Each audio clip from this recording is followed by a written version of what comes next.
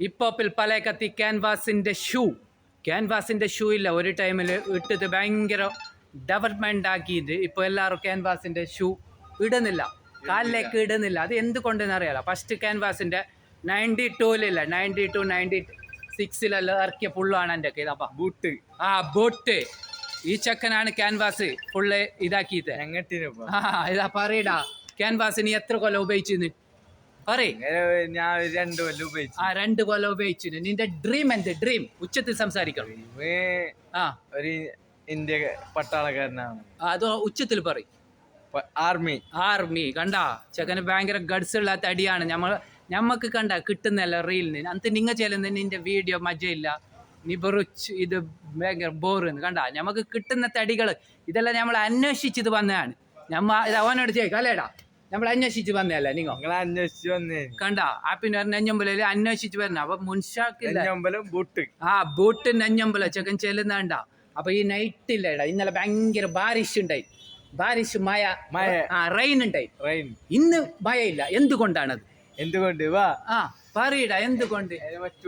വാ ഇനി പറയ, അറിയുന്ന പറഞ്ഞോ. എന്തുകൊണ്ട് ഇന്ന് പെയ്യാത്ത? കാലാവസ്ഥ മഴ പെയ്യുന്നുണ്ടോ?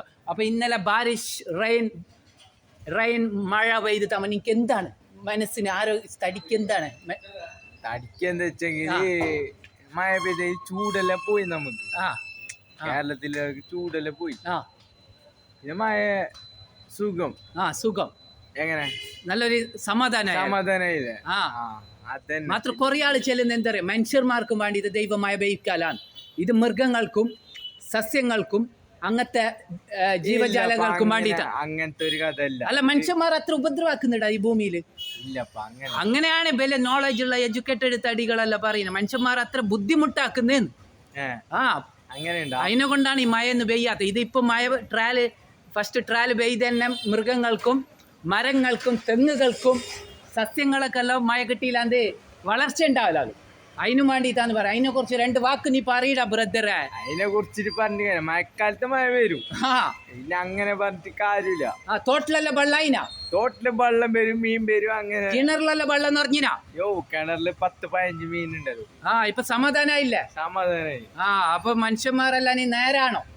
അന്നെന്തേ മഴ കിട്ടൂ, ഇല്ലാണ്ട് വെള്ളം കിട്ടാത്ത എല്ലാം പോവും.